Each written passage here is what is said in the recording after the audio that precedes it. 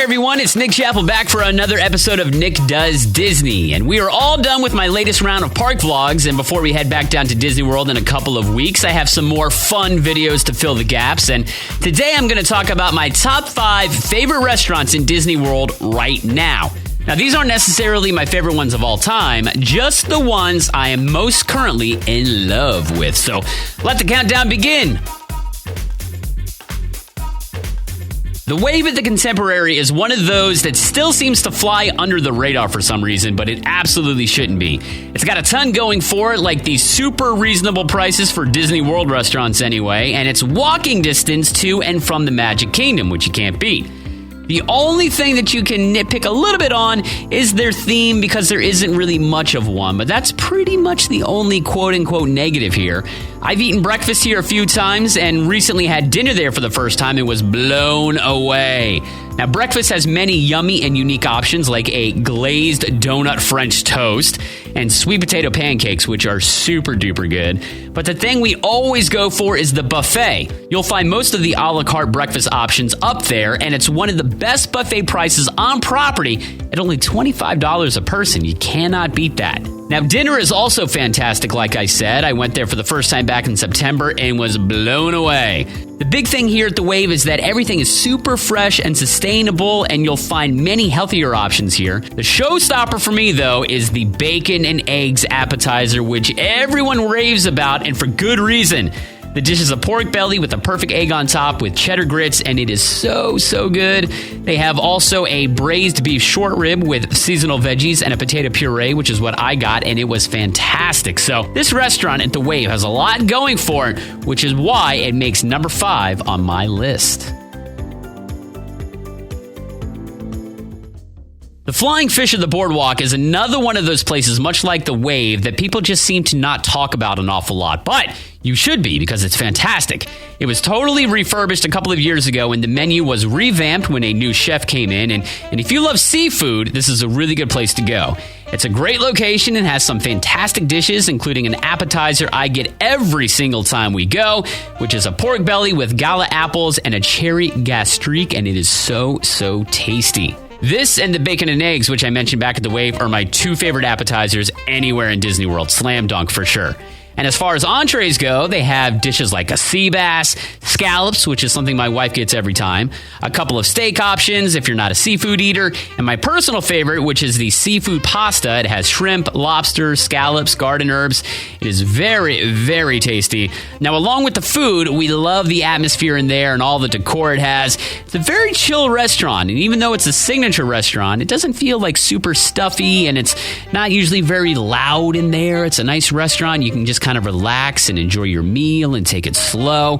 And then when you're done, you walk right out that door and you're on the boardwalk for all their nighttime entertainment, which is an added plus. So yeah, this is another great underrated restaurant, and it is number 4 on my list. That is the Flying Fish. You knew this restaurant was going to be on my list, right? I love Ohana. This is a classic for me that has stood the test of time. I've been going there since my honeymoon back in 2008, and no matter how many times I go, I always look forward to it every single time we can get a reservation.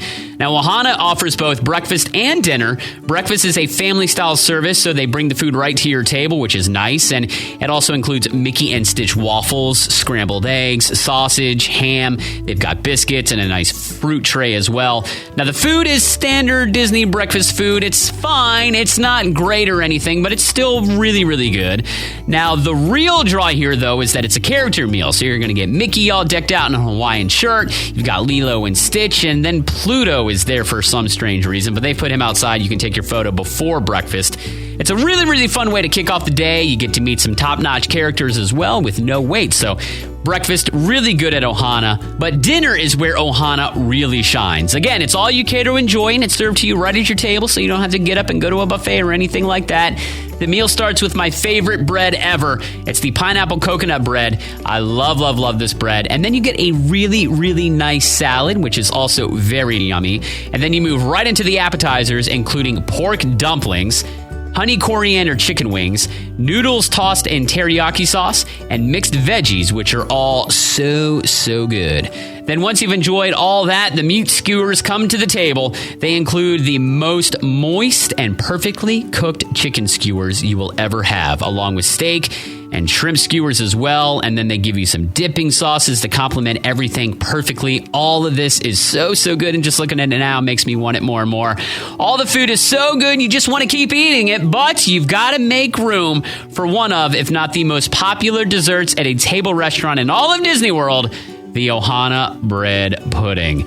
It has bananas, vanilla ice cream, and caramel sauce. And to be honest, though, I wasn't the biggest fan back in the day, but every time I try it, I love it a little more and more. And my wife and kids absolutely love it as well. So yes, definitely save room for dessert. Now, while you're there, you'll also be serenaded by a ukulele player that walks around playing familiar tunes. And if you time your reservation right for later in the evening, you can even get a great view of the night's fireworks show, which is pretty awesome. So many positives about Ohana. And overall, it's a perfect family restaurant with a great laid-back atmosphere that matches the rest of the resort, which is why it is number 3 on my list. Homecoming is not a diet-friendly restaurant, and you will leave about 5 pounds heavier than when you first walk through the door, but I promise you, you will not be disappointed. This restaurant is run by Chef Art Smith, who was once upon a time a Disney cast member himself, and now has one of the best restaurants on Disney property, in my opinion.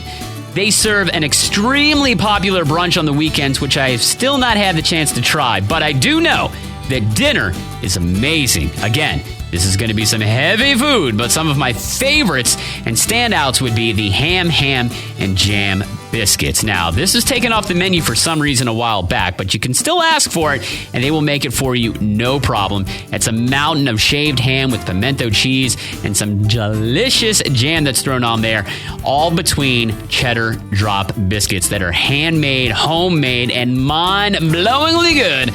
I'd also highly recommend the mac and cheese, which you can get as a side or with some of the entrees as well. It's the cheesiest, gooeyest mac and cheese ever, and it's gotta be my favorite mac and cheese anywhere in Disney World. This stuff is so good.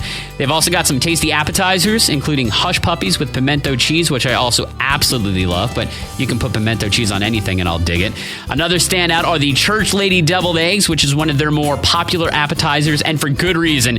They are the best deviled eggs you will ever have in your life. And if you somehow have room for dessert still, my go-to every single time is the unbelievably good hummingbird cake. Check this out. It's a pineapple banana cake with cream cheese frosting served with seasonal fruit gastrique and a scoop of vanilla bean ice cream. One of my favorite desserts at Disney. I love it.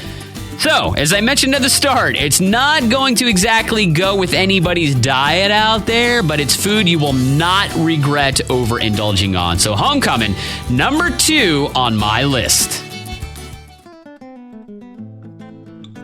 All right, at the number 1 spot, we find Jaleo, and I cannot believe I had never been here before until last month, but I will be going back many times on future trips for sure. I had always heard so many great things about this place, and everyone was 100% right.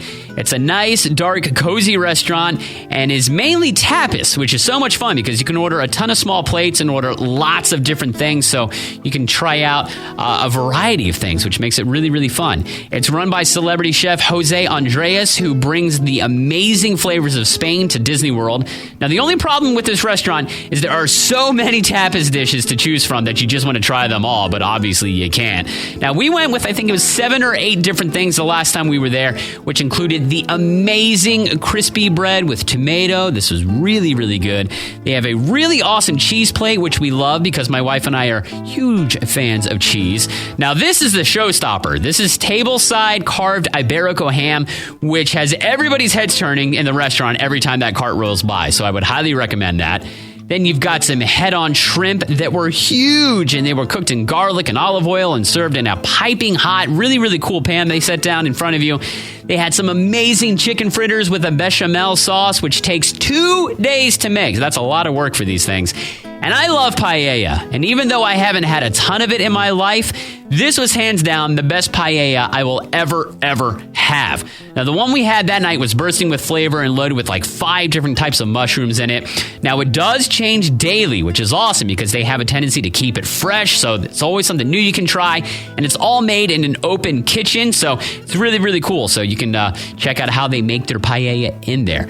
Overall, I cannot find one negative thing to say about this restaurant, and the food will absolutely blow you away if you give it a shot. Now, I know it's a little bit out of the way in Disney Springs. It's all the way down in the West End, but trust me, head over there. You're going to get lots of food for a very reasonable price, and I'd highly recommend you check it out immediately. Run, don't walk to Jaleo. I mean, just look at all this paella. Look how much fun they have with it. So there you go, everybody. Those are currently my 5 favorite restaurants on Disney property, and this list could change frequently. This is just what I'm really, really loving right now, and I didn't even get to mention some of my other favorites, like California Grill on top of the Contemporary. Absolutely love it there. Another one of my favorites, over at the Boathouse. So many fantastic seafood and non-seafood options to choose from. Via Napoli, in my opinion, some of the best pizza you will ever have. And an old standby for me, one I've been going to since my honeymoon as well. Good old Cape May Cafe over at the Beach Club. There are just too many restaurants and so little time. So what would make your top 5? Let me know in the comments below. Thank you so much for watching. Please give this video a thumbs up if you enjoyed it. Subscribe to the channel, and I will talk to you next time. And thanks for watching Nick Does Disney, everybody.